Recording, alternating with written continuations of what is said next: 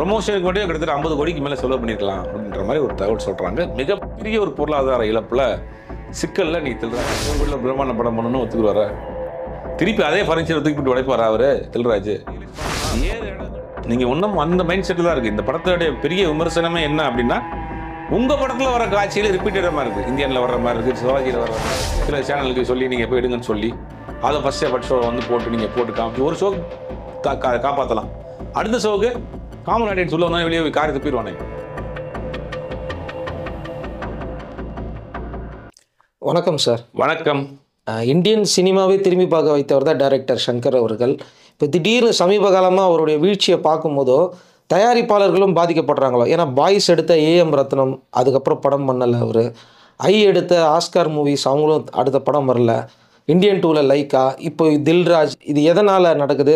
அவர் என்ன சொல்கிறாருன்னா, நீங்கள் சொல்கிற மாதிரிலாம் நான் பெரிய பட்ஜெட்லலாம் எடுக்கல, அந்த மாதிரி சொல்கிறாங்க, நாங்கள் கம்மி பட்ஜெட்டில் தான் எடுக்கிறோன்றாரு. 70 கோடிக்கு பாட்டு எடுக்கிறது பெரிய பட்ஜெட் கிடையாதா? 70 கோடிக்கு 10 கோடி 10 கோடி ரூபாய்க்கு 7 படம் எடுக்கலாம், ஒரு மீடியம் பட்ஜெட் படம். அவர் எனக்கு இதெல்லாம் பெரிய பட்ஜெட் கிடையாது, எனக்கு 1000 கோடி தான் பெரிய பட்ஜெட் நினைக்கிறாரா என்னன்னு தெரியல. 70 கோடி பெரிய பட்ஜெட் கிடையாதுங்க, 200 கோடி தான் எனக்கு பெரிய பட்ஜெட்டு அப்படின்னு நினைக்கிறார். அதாவது சங்கர்னுடைய அந்த கிராஃப்டை நீங்கள் எடுத்து பார்த்தீங்கன்னா, முதல் படம் ஜென்டில்மேன் பண்ணுறாரு, ஒரு குஞ்சிமன்ட்ட ஒரு கதை சொல்கிறாரு, ஒரு லவ் ஸ்டோரி சொல்கிறாரு. அந்த கதை வந்து அங்கே வேணாம், ஒரு சரத்குமார் கால் ஷீட் இருக்குது, சரத்குமாருக்காக ஒரு ஆக்ஷன் படம் பண்ணுங்கன்னு சொல்கிறாரு குஞ்சிமோன். அப்போ அதுக்காக அந்த கால் ஷீட் இருக்குங்கிறதுக்காக உருவாக்கப்பட்ட படம் தான் ஜென்டில்மேன். ஜென்டில்மேன் கதையே பழைய குருன்னு ஒரு படம், கமலஹாசன் படம். அதில் காலையில் வந்து கமலஹாசன் வந்து பெரிய பிஸ்னஸ் மேனாக இருப்பார், நைட்டு வந்து கொள்ளையடிப்பார், அவங்க அம்மாவுக்காக ஒரு பெரிய ஒரு மருத்துவமனை கட்டுவார். அதே மாதிரி சேலஞ்ச் பண்ணி எல்லா இடத்துலையும் வந்து இது பண்ணுவார். ஒரு மீன் தொட்டியில் ஒரு தங்க மீன் வச்சுருப்பாங்க, மேலே இறங்கி போய் எடுப்பார். இந்த மாதிரியான ஏறக்குறைய அதே மாதிரி தான் ஜென்டில்மேன்லேயும் காலையில் ஒரு தொழிலதிபராக இருப்பார், சாயங்காலம் கொள்ளையடிப்பார், அதே மாதிரி ஒரு மருத்துவமனை கட்டுவார். எல்லாம் ஏறக்குறைய அதே மாதிரி அந்த தாட்டை எடுத்துக்கிட்டு அதை வந்து இம்ப்ரூவைஸ் பண்ணி அன்றைக்கி காலகட்டங்களில் ஏஆர் ரஹ்மான், பிரபுதாவுடைய டான்ஸு அப்படிங்கிற ஒரு விஷயத்தெல்லாம் வச்சு அன்றைக்கி பண்ணார், பெரிய ஹிட்டு. அதுக்கு பிறகு காதலன் பண்ணார், அதுக்கு பிறகு இந்தியன் வரிசையாக வந்துட்டுருக்காரு. எங்கே அவருக்கு அந்த ஒரு லேக் விழுகுது அப்படின்னா அன்னியனில் தான் விழுகுது. அன்னியன் படம் தான் வந்து ரொம்ப ஒரு மாதிரி ட்ராமாட்டிக்காக ஆக ஆரம்பிச்சது. அதற்கு பிறகு தொடர்ந்து தோல்வி படம் தான். அன்னியனாக இருக்கட்டும், மையா இருக்கட்டும், 2.0 வந்து வசூல் ரீதியாக வெற்றி படம், தோல்வி படம் மாறி சொன்னாலும் கூட விமர்சன ரீதியாக அந்த படமும் உள்ளாகப்பட்டது தான். அடுத்து பார்த்தீங்கன்னா வரிசையாக அப்படியே அந்த இந்தியன் 2 இருக்கட்டும், இப்போ கேம் சேஞ்சர் வரைக்கும் வந்திருக்கு. அப்போ எதை இவர் வந்து 70 கோடி பிரம்மாண்டம் இல்லைன்னு நினைக்கிறாரான்னு நமக்கு தெரியல. அவர் சுஜாதா இறப்புக்கு பிறகு சங்கர் அவர்களுடைய அந்த கிரியேட்டிவிட்டி அப்படிங்கிறதே போயிருச்சு அப்படின்னு சொல்கிறாங்களே. இல்லை, அது ஒரு தவறான விஷயத்தை பரப்பிக்கிட்டே இருக்கிறாங்க. சங்கருடைய முதல் படம் ஜென்டில்மேன் சுஜாதா கிடையாது, பாலகுமாரன் தான் அந்த படத்துக்கு வசனம். 2வது படம் காதலும் சுஜாதா கிடையாது, அதுக்கு பாலகுமாரன் தான் வசனம். இந்தியனில் தான் அவங்க ஜாயிண்ட் ஆகிறாங்க. இந்தியனுடைய ஃபஸ்ட் இந்தியனில் தான் அவங்க வந்து சுஜாதா, கமலஹாசன், சங்கர்னு ஒரு டீம் ஃபார்ம் பண்ணுறாங்க.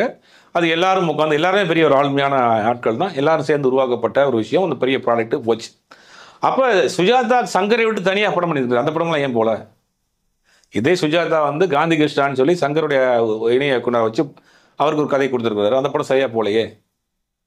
அப்போ இந்தியன் 2ல் சுஜாதாவும் ஒரு இந்தியன் ஃபஸ்ட்டுக்கு வந்து சுஜாதாவும் ஒரு பங்களிப்பு இருந்திருக்கு அப்படிங்கிறத சொல்லலாம். ஒட்டுமொத்தமாக சுஜாதா இல்லைன்னா சங்கர் கிடையாது அப்படிங்கிறது தவறான ஒரு வாதத்தை திருப்பி ஏன் பரப்புறாங்கன்னே தெரில. ஆனால் ஒரு துரதிருஷ்டவசமாக அவருக்கு பிறகு அவருக்கு சரியாக படங்கள் அமையலை, சரியாக படங்கள் போகலங்கிறதுனால இவர் இல்லாமல் அவர் வந்து செயல்படவே முடியலை அப்படின்னு ஒரு விஷயத்தை திருப்பி பேசிட்டே இருக்காங்க. கேம் சேஞ்சர் தேட்டரில் ராம் சரண் உட்காந்து பார்த்துக்கிட்டு இருக்காரு, எல்லாரும் ஃபோனை நோண்டிக்கிட்டு இருக்காங்க, பின்னாடி ஒரு இவ்வளோ பெரிய ஸ்டார் இருக்காருன்னா அது அவருக்கு எந்த அளவுக்கு மன அழுத்தத்தை ஏற்படுத்தியிருக்கோம்? பெரிய ஒரு மன அழுத்தத்தை ஏன்னா இப்போ அங்கே ஒரு பெரிய ஆந்திரா இண்டஸ்ட்ரியை பொறுத்த வரைக்கும் இப்போ நம்ம அல்லு அர்ஜுனுடைய வளர்ச்சியை பல பேருக்கு தாங்கிக்கிற முடியல. அதெல்லாம் சமயத்தில் நம்ம பார்த்துருப்போம், நிறைய பிரச்சனை போயிட்டுருக்கு. அப்படிங்கும் போது ஒரு பெரிய ஒரு புஷ்பா மாதிரி ஒரு வெற்றியை கொடுக்கணும்னு எல்லா நடிகர்களும் அங்கே போட்டுக்கிட்டு இருக்காங்க, ஒரு பெரிய வெறியோடு இருக்காங்கன்னு வச்சுங்களேன். அந்த நேரத்தில் ராம் சரணுடைய இந்த படம் வந்து ட்ரோல் ஆயிடுச்சு. அதாவது நம்ம வந்து படம் ஓடலாங்கிறத காட்டிலும் தெலுங்கில் இந்த படம் ட்ரோல் ஆயிடுச்சு. பார்த்தீங்கன்னா அந்த எஸ்.ஏ. சூர்யாட்ட பேசுகிற காட்சிகள்லாம் வந்து கட் பண்ணி தெலுங்கு ஆடியன்ஸ் வந்து ஓட்டிகிட்டு இருக்காங்க. அப்படிங்கும் போது ராம் சரணுக்கு ஒரு பெரிய பொருளாதார ரீதியாக பெரிய இழப்பு, படமும் பெரிய விமர்சனத்துக்கு உள்ளாயிருக்கு. அப்படிங்கும் போது ஒரு பெரிய செட்பேக் தான் அந்த ராம் சரணுக்கு. இப்போ தில்ராஜ் ப்ரொடியூசரோட நிலைமை என்ன சார்? ஏன்னா பெரிய அளவில் படத்துக்கு இன்வெஸ்ட் பண்ணியிருக்கேன். இல்லை, பெரிய அளவு மட்டும் கிடையாது, ப்ரொமோஷன் மட்டுமே பல 100 கோடிகளை இறக்கியிருக்கிறார். அதான் பெரிய ஆச்சரியமான விஷயம். ப்ரொமோஷனுக்கு மட்டும் கிட்டத்தட்ட 50 கோடிக்கு மேலே செலவு பண்ணியிருக்கலாம் அப்படின்ற மாதிரி ஒரு தகவல் சொல்கிறாங்க. மிகப்பெரிய ஒரு பொருளாதார இழப்பில் சிக்கலில் இன்னைக்கு தில்ராஜ் வந்து மாட்டியிருக்கிறார். அவருடைய வீடு வாரிசு படத்தில் வந்து விஜய் படத்தை காட்டுற வீடு வந்து அவருடைய செட்டு தான். இப்போ அந்த இடத்தையே வித்துட்டாரு அப்படின்லாம் சொல்கிறாங்க. ஆமாம், பொருளாதார ரீதியாக நிறைய சிக்கல், நிறைய கடன், இங்கே வாங்கின படம், வாரிசு படத்தில் வாங்கின சில சிக்கல், இந்த படமும் பெரிய லாஸ் அப்படிங்கும்போது பெரிய பொருளாதார ரீதியாக சிக்கலில் மாட்டியிருக்காரு. அப்போ அவர் வந்து திரும்பவும் சங்கர் அந்த காம்பன்சேஷன் பண்ணி கொடுக்க சொல்லி கேட்பாங்களே சார்? ஏன்னா தெலுங்கு இண்டஸ்ட்ரியில் நடக்கும்ல அது. ஏற்பாங்க 100 கோடி திருப்பி படம் பண்ணுவீங்களா? சரி படம் பண்ணுவோம், திருப்பி 100 கோடி கொடுங்க, 100 கோடியில் பிரம்மாண்ட படம் பண்ணணும்னு ஒத்துக்குவாரா? திருப்பி அதே ஃபர்னிச்சர் தூக்கி போட்டு உடைப்பாரா அவர் தில்ராஜ்? வேறு இடங்கள்ல இருந்து திருப்பி எந்திரிச்சு வர்றதுக்கு உண்டான படங்கள் பார்ப்பேன். இதுலேருந்து என்ன தெரியுது அப்படின்னா, இந்த பிரம்மாண்டம், புதுமை, அதை பண்ணுறேன் இதை பண்ணுறேங்கிறத காட்டிலும் ஸ்டோரி ஓரியன்டாக இருந்தால் மட்டும்தான் படம் ஓடும். 13 வருஷத்துக்கு முன்னாடி வந்த படம் நீங்கள் பிச்சுக்கிட்டு போயிட்டு இருக்கு, ஹவுஸ்ஃபுல்லாக போயிட்டு இருக்கு அப்படிங்கிறது, கண்டென்ட் ஓரியன்டாக இருந்தால் தான் படம் நிற்கும் அப்படிங்கிறதுக்கு திருப்பி திருப்பி உதாரணங்கள் நிறையா படங்கள் காமிச்சிக்கிட்டே இருக்கு. இனி தயாரிப்பாளர்கள் தான் கொஞ்சம் விழிப்புணர்வோடு இருக்கும். இப்போ இந்தியன் 3 இப்போ இதை பார்த்துட்டு கமல் சார் வந்து திரும்ப எப்படி இந்தியன் 3ல வந்து ஒர்க் பண்ணுவாங்க, இவர்கிட்ட திரும்ப எப்படி ஃபண்டு கொடுத்து அந்த படத்தை முடிக்க சொல்லுவாங்க, எப்படி இருக்கு பிஸ்னஸ்? இல்லை, இந்தியன் 3ங்கிறது ஆல்ரெடி இல்லை அக்ரிமெண்ட். இந்தியன் 3 வந்து முழு படம் எடுக்க போகிறது கிடையாது. ஆல்ரெடி எடுத்த படம் வந்து ஒரு 60% மேலே இந்தியன் 2ல் கட் பண்ண வேஸ்டேஜெலாம் இருக்குது. அதெல்லாம் மீதி இந்த இன்னொரு வெங்காயம் தக்காயெல்லாம் தாளித்து போட்டு இட்லி உப்புமா பண்ண வேண்டிய வேலை தான் அது. அதனால் இந்த படம் ஆல்ரெடி இருக்குது. அப்போ அதை வந்து என்ன செய்ய முடியும்? ஏற்கனவே எடுத்த ப்ராடக்ட்டை வச்சுருக்காங்க, இல்லை ஏதாவது சந்தைப்படுத்தி தானே ஆகணும், விற்று தானே ஆகணும். அப்படிங்கும்போது சில போர்ஷன்ஸை எடுத்து இதை ஜாயின் பண்ண போகிறாங்க. அதை ஆரம்பிக்கிறதுக்கு உண்டான வேலைகள் பண்ணிட்டு இருக்காங்க. இப்போ பெரிய அமௌண்ட் திரும்ப அதுக்கு கேட்குறான்னு சொல்கிறாங்களே, அது எப்படி? இல்லை, இனி கேட்க மாட்டார்ல. இந்த சமீபத்தில் வந்து படங்களுடைய இதெல்லாம் எல்லாரும் பேசி இந்த படத்தை ஒரு சின்ன பட்ஜெட்டில் முடிச்சு படத்தை இந்தியன் 3 வந்து டேரக்டாக ஓடிடிக்கு கொடுத்துருவோமாங்கிற மாதிரி தான் பேசிகிட்டு இருக்காங்க. இப்போ அவர் கொடுக்குற இன்டர்வியூலாம் பார்க்கும்போது எனக்கு நிறைய பாசிட்டிவான தகவல்கள் தான் வந்துகிட்டு இருக்கு அப்படிங்கிற மாதிரி சொல்கிறாரே தவிர, நான் படத்தில் வந்து இந்த மாதிரி சில தவறுகள்லாம் நடக்காமல் இருந்திருந்தால் இந்த படம் அடுத்த வெற்றியை நோக்கி போயிருக்கும் அப்படிங்கிறத ஒத்துக்கவே இல்லையா சார் அவர்? ஒன்றும் ரியலைஸ் பண்ணலன்னா அர்த்தம். நீங்கள் ஒன்றும் அந்த மைண்ட் செட்டில் தான் இருக்குது. இந்த படத்தோடைய பெரிய விமர்சனமே என்ன அப்படின்னா, உங்கள் படத்தில் வர காட்சியில் ரிப்பீட்டடாக மாதிரி இருக்குது, இந்தியனில் வர்ற மாதிரி இருக்குது, சிவாஜியில் வர்ற மாதிரி இருக்குது, முதல்ல ஒன்றில் வர்ற காட்சியில் ரிப்பீட்டடாக இருக்குங்கிறது தான் விமர்சனமே. அதை ஒன்றும் ரியலைஸ் பண்ணலை அப்படிங்கிறது தான் அவர் இன்டர்வியூ பார்த்தாலே தெரியுது. தவறு என்னன்னு நம்ம கண்டுபிடிச்சா தானே சரி செய்ய முடியும். தவறே அவருக்கு புரியலையே. அப்போ இனி அடுத்தும் படம் எடுத்தால் இப்படி தான் பண்ணுவாருங்கிற மாதிரி தான் தோணுது. அவர் அந்த இன்டர்வியூ பார்க்குறப்ப அவர் செஞ்ச தவறே அவர் ஒன்றும் உணரவே இல்லையே. அப்போ திருப்பி படம் எடுத்தாலும் இந்த மாதிரி தான் ஒரு சிக்கலை கொண்டு வருவாராங்கிற ஒரு சந்தேகம் இருக்கு இல்லையா?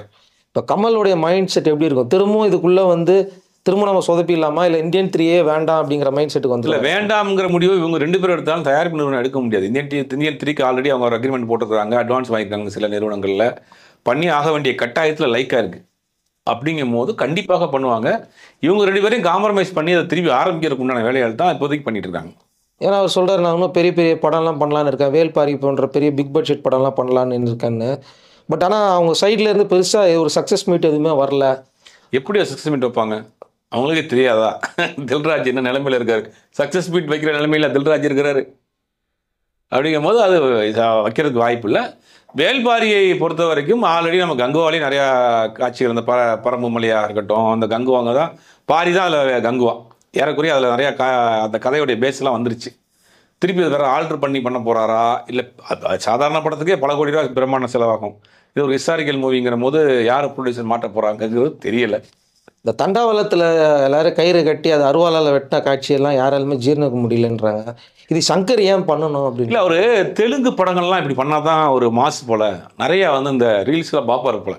இந்த ட்ரெயினை நிப்பாட்டுறது, ட்ரெயின் மேலே ஏறி வர்றது, ஹெலிகாப்டர் தொங்கிக்கிட்டு வர்ற காட்சியெல்லாம் நிறையா போடுறாங்க இல்லையா? அப்போ மீன்ஸ் நிறைய ஷார்ட்ஸ் வருது இல்லையா? அதெல்லாம் பார்த்துருப்பார் போல். தெலுங்கு படத்தெல்லாம் இந்த மாதிரி வச்சா ரசிப்பாங்க. அதுவே தெலுங்குல ட்ரோல் ஆயிடுச்சு, அதான் காமெடி. இப்போ தெலுங்கில் ஒரு கேஜிஎஃப் மாதிரி, ஒரு பாகுபலி மாதிரி படங்கள் தெலுங்கில் இப்போ பார்க்க ஆரம்பிச்சிட்டாங்க. அது தெலுங்கு மட்டும் கிடையாது, இப்போ நீங்கள் வேர்ல்டு வைடு இந்தியா முழுவதுமே உலக படங்கள் நம்ம அன்றைக்கி உள்ளங்கையில் வந்துருச்சு. ஓடிடியில் எந்த நாட்டு படத்தையும் பார்க்கலாம். அப்படிங்கும் போது அங்கேருந்து ஷூட் இங்கே எடுக்கிறது, இங்கேருந்து ஷூட் அங்கே எடுக்கிறதெல்லாம் இன்னி வந்து தோசையை மாற்றி போட்டு சுட்டுற வேலை வந்து நடக்காதுங்க. அதை கரெக்டாக கண்டுபிடிச்சிடாங்க. தெலுங்கு ஆடியன்ஸ் அந்த படத்தை ட்ரோல் பண்ண ஆரம்பிச்சது தான் பெரிய அதிசயமாக இருக்குது. டே 1 நான் பார்க்கும்போது இதுக்கு நேஷனல் அவார்டு கொடுக்கணும்னு சொல்லிட்டு தெலுங்கு ஆடியன்ஸ்லாம் வெளில சொல்லிட்டு போனாங்க. அது வந்து நிஜமாவே மனசளவில் சொன்னாங்களா, இல்லை உல்ட்டாவாக சொல்லிட்டு போயிட்டாங்களா? இல்லை, ஃபர்ஸ்ட் ஷோவில் கொடுக்குற அந்த இன்டர்வியூஸ்லாம் உங்களுக்கும் தெரியும், எனக்கும் தெரியும் யார் கொடுக்குறாங்கன்னு. அந்த நிறுவனமே ஆளை கூட்டு வந்து நிப்பாட்டி வச்சு அவங்க பேச வச்சு அதை எடுத்து போட்டுட்டு இருக்காங்க. அடுத்த ஷோவில் மாட்டிக்கிடுவீங்க. அது என்ன ஃபார்முலா, என்ன ப்ரொமோஷன் தெரியலையே. ஒரு ஆளை செட் பண்ணி எல்லா தேட்டர்லையும் அனுப்பிச்சு சில சேனலுக்கு சொல்லி நீங்கள் போய் எடுங்கன்னு சொல்லி அதை ஃபஸ்ட் ஷோ வந்து போட்டு நீங்கள் போட்டு காமிச்சு ஒரு ஷோ காப்பாற்றலாம். அடுத்த ஷோவுக்கு காமன் ஆடியன்ஸ் உள்ள வந்தால் வெளியே காரி துப்பிடுவானுங்க. அதெல்லாம் இப்போ என்ன நடக்குதுங்கிறது உங்களுக்கும் தெரியும், எனக்கும் தெரியும். அது செட் பண்ணி எடுக்கப்படுற இதுதானா. 270 கோடி வசூலாக இருக்குலாம் போடுறாங்களே சார் டேக். அப்போ ஏன் வீடை வைத்தார்? அப்புறம் ஏன் தில்ராஜ் வீடை வைத்தார்? அப்படிங்கும்போது படம் வந்து இப்போ அவங்க ஆறுதலுக்காக திருப்பி ஏதாவது கொஞ்சம் கொஞ்சமாக ஓடட்டும் அப்படிங்கிறதுக்காக ப்ரொமோஷன் இருக்காங்க. தமிழ் தெலுங்கு ரெண்டுலேயுமே அது மிகப்பெரிய ஒரு தோல்வி படமாக தான் அமைஞ்சிருச்சு. இப்போ இதுக்கப்புறமா எல்லாருமே வந்து சங்கர் கிட்ட கேட்குற ஒரே ஒரு கேள்வி தான், இனிமேலாவது அப்டேட் ஆகுங்க சார். ஏன்னா உங்ககிட்ட வந்து அந்த ஸ்கில் இருக்குது, பட் அதை ஏன் நீங்கள் வந்து இப்படி கொண்டு வரீங்க அப்படிங்கிற ஒரு வருத்தம் எல்லாருக்கும் இருக்குது. இது ஒரு பக்கம் இருந்தாலும் சுந்தர் சி வந்து சைலண்ட்டாக அடிச்சுட்டு போயிட்டாரு. இதுதான் எந்த தேட்டரை திறந்தாலும் ஹவுஸ்ஃபுல்லுன்னு வருது. மதகஜராஜா இல்லை, மதகஜராஜாவை பொறுத்த வரைக்கும் லாஜிக் கிடையாது, நம்ம பார்த்த கதை தான், புதுசாக ஒன்றும் கிடையாது. ஆனால் காமெடியாக இருக்குது. அதான் அது ஏன் காமெடியாக இருக்குது, அப்போ நமக்கு ஏன் அதை ரசிக்கணும் அப்படின்னா சமீப காலமாக காமெடி படங்களே இல்லை தமிழ் சினிமாவில். எனக்கு தெரிஞ்சு வருத்தப்படாத வாலிப சங்கத்துக்கு பிறகு ஒரு காமெடி படம்ங்கிற ஒரு பெரிய கேப் விழுந்துருச்சு. காமெடி நடிகர்கள் கிடையாது, காமெடிக்கு ஒரு பஞ்சம் வந்துருச்சு. காமெடிங்கிற பேரில் சில நடிகர்லாம் இப்போ நடிக்கிறானுங்க, போட்டு மிரட்டிகிட்டு இருக்கானுங்க எல்லாரையும். சிரிக்கலைன்னா கண்ணில் குத்திடுவேன் அப்படின்ற மாதிரி. அப்போ காமெடி வடிவேல், விவேக், கவுண்டமணி, செந்தில் இந்த மாதிரியான காமெடிகளை பார்த்து பழகி ரசித்து சிரித்த நமக்கு ஒரு சாதாரண காமெடி கூட இப்போ பார்க்க முடியாத ஒரு சூழ்நிலைக்கு வந்துருச்சு, ட்ரை ஆயிடுச்சு. அந்த நேரத்தில் தான் இந்த படம் சரியாக வந்து மாட்டோன்னே சந்தானம் உச்சத்தில் இருக்கிற காலகட்டத்தில் வந்த படம் எல்லாருக்கும் அந்த படம் ரொம்ப டக்குன்னு போய் ரீச் ஆயிடுச்சு. படம் வந்து புதிய படம்லாம் கிடையாது, புதிய கதைக்களம்லாம் கிடையாது, வித்தியாசம் கிடையாது, பிரம்மாண்டம் கிடையாது, மலைக்கு பெயிண்ட் அடிக்கல, தலைக்கு பெயிண்ட் அடிக்கல, ஒன்றும் கிடையாது. ஜாலியாக 2 மணி நேரம் உட்காந்தோமா, போய் சிரிச்சிட்டு வந்தோமா. அதுதான் இன்னைக்கு சினிமாங்கிறதே ஒரு பொழுதுபோக்கு இண்டஸ்ட்ரி தானே. நமக்கு கஷ்டமாக இருக்குது, ஸ்ட்ரெஸ்ஸாக இருக்குது, ஒரு படம் பார்ப்போங்கிற காலம்லாம் மாறி தேட்டருக்கு போனாலே அவனை வெட்டுறான், அவனை வெட்டுறான், அந்த ஜாதி படம், இந்த மத படம், ட்ரக்கு, மாஃபியா, இந்ததுன்னு போட்டு தேட்டரை வந்து பேய் ஒரு பக்கம், வித்தியாசமான பேய்கள் அப்படிலாம் போட்டு சினிமா தியேட்டர்களை வந்து ஒரு மாதிரி ஆக்கிட்டாங்க. அது இந்த படம் வந்து உடைச்சிருக்கு. 13 வருஷத்துக்கு முன்னாடி சினிமா எப்படி இருந்துச்சு, அந்த சினிமாவும் தான் அவங்க எதிர்பார்க்குறோம், ரசிக்கிறோங்கிறது தான் ஆடியன்ஸோடைய இந்த ரிசல்ட் காட்டுது. இப்போ இந்த படம் இருக்கிறதுலே வந்து விஷால் நடித்த திரைப்படத்திலே அதிகமான வசூலான படமாக மாறிடும் போல இருக்குது. அதுதான் கேட்குறேன் நான். இல்லை, நைட் ஷோ நேற்றுலாம் வந்து தேட்டரில் ஸ்பெஷல் ஷோலாம் போட ஆரம்பிச்சிட்டாங்க நிறைய இடங்களில். படம் வந்து ஸ்க்ரீன் இன்க்ரீஸ் ஆகிட்டே வருது. ஏன்னா ஒரு வாரம் கரெக்டாக லீவு, கம்ப்ளீட் ஒரு வாரம் லீவ் அப்படிங்கிறது பொங்கல் ஹாலிடேஸ் ஒரு 3-4 நாளில் அவங்க ஃபங்க்ஷன்லாம் முடிச்ச பிறகு ரிலாக்ஸாக ஃபேமிலியோடு பார்க்கலான்னு ஒரு காமெடி படம் பார்ப்போம் அப்படிங்கிற ஒரு மைண்ட் செட்டுக்கு வந்துட்டாங்க. இந்த டேட் வந்து அவங்களுக்கு ரொம்ப ஒரு பெரிய ப்ளஸ். இப்போ நார்மல் டேட்டில் இருந்தால் கூட இந்த படம் இவ்வளோ கலெக்ஷனாக இருக்காது. 1 நாள் 2 நாள் லீவில் தீபாவளிகள் சேர்ந்தால் கூட இந்த படம் உங்களுக்கு கலெக்ஷன் இருக்காது. ஒரு பெரிய லாங் கேப்பு, வேறு படமும் சரியாக இல்லை அப்படிங்கிற மாதிரி கரெக்டாக அந்த படம் உட்காந்துச்சு. இந்த படம் பெரிய அளவில் ஒரு லாபத்தை கொடுத்துருக்கு. இப்போ வரக்கூடிய தகவல் 2 பேரும் சேர்ந்து இன்னொரு ப்ராஜெக்ட் ஆரம்பிக்க போகிறாங்கிற மாதிரி ஒரு செய்தி வருது. சரி, எப்படி இருந்தாலும் சரி, இப்போ சங்கரும் வந்து ஒரு காலத்தில் சாதிச்சவர் தான். பட் அவர் இப்படி ஆனார் அப்படிங்கிறதுக்கு யார் காரணன்றது நம்மளாலே கண்டுபிடிக்க முடியலன்னு வச்சுக்கோங்க. பட் இருந்தாலும் இப்போ இந்த சுந்தர் சி மாதிரியான டெம்ப்ளேட்டான படங்கள் குறைந்த பட்ஜெட்டில் எடுத்து ஒரு பெரிய அளவில் தயாரிப்பாளருக்கும் சரி திரையரங்கு உரிமையாளருக்கும் லாபத்தை பெற்று தர்றது தான் கரெக்டான ஒரு விஷயமா இருக்குது அப்படிங்கிறத இப்போ பேச ஆரம்பிச்சிட்டாங்க. இல்லை, அது உண்மை தானே. அது இப்போ சங்கர் வந்து ஒரு காலத்தில் ஒரு பெரிய ஒரு புரட்சியை செய்தவர், பிரம்மாண்டத்தை செய்தவர். அவருடைய சாதனைலாம் பெரிய சாதனை. இது வரைக்கும் தமிழ் சினிமாவில் அந்த 7 அதிசயங்களையும் படமாக்குனது, 7 அதிசயத்திலையும் இப்போ கேமரா வச்சது தமிழ் படத்தில் அவர் தான் பண்ணார் ஃபஸ்ட்டு. அதெல்லாம் மிகப்பெரிய ஒரு சாதனை. 97-98 காலகட்டங்களில் அந்த மாதிரி வெளிநாடுகளில் 7 நாட்டில் போய் படம் எடுத்துகிட்டு வர்றதுங்கிறது தான் ஒரு பெரிய விஷயம். அன்றைக்கி இருக்கிற ஒரு பெரிய பிரம்மாண்டம், ஒரு பெரிய ஒரு சாதனைகளை செய்தவர் தான். அதெல்லாம் மாற்றுக்கிறது கிடையாது. இன்றைக்கி ஒரு ஜெனரேஷன் கேப் இருக்குல்ல.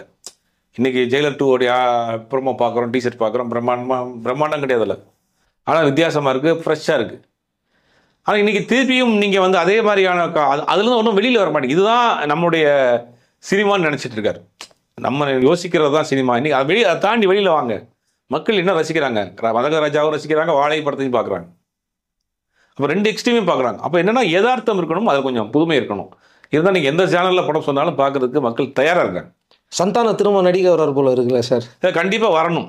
சந்தானம் வந்து மீண்டும் வந்து ஒரு காமெடினா படங்கள் பண்ணணும். ஒரு சைடில் நீங்கள் ஹீரோவாக பண்ணுங்கள். நாகேஷ் மாதிரியான உச்சத்தில் இருந்த நடிகர் கூட ஹீரோவாக பண்ணாங்க, காமெடி பண்ணாங்க, கடைசி காலத்தில் கேரக்டர் ரோலும் பண்ணார். அதனால தான் கடைசி வரைக்கும் நாகேஷ் அவர்கள் நின்னார். அதே மாதிரி சந்தானத்துக்கு உண்டான அந்த பொட்டன்ஷியல் இருக்குது. சந்தானத்துக்கு உண்டான அந்த இது எல்லாமே இருக்குது. அதை வந்து அவர் வேஸ்ட் பண்ணிடாமல் சில படங்களை காமெடியாக பண்ணுங்கள், சில படங்களை ஹீரோ பண்ணுங்கள். எல்லாத்தையும் திருப்பி வாங்க, திருப்பி ஸ்க்ரீனுக்கு வாங்க. உங்களை நீங்கள் பேசுகிறது சிரிக்கிறதுக்கு ரசிக்கிறதுக்கு ஒரு கூட்டம் இன்னைக்கு பார்த்துக்கிட்டு இருக்கு அப்படிங்கிறது தான் கண் முன்னாடி தெரியக்கூடிய ரிசல்ட். சந்தானம் இந்த படத்துக்கு ஒரு பெரிய ப்ளஸ். சந்தானத்திற்கு இந்த படம் வந்து ஒரு பெரிய ஒரு நம்பிக்கையை கொடுத்துருக்கு. Thank you sir. தேங்க்யூ.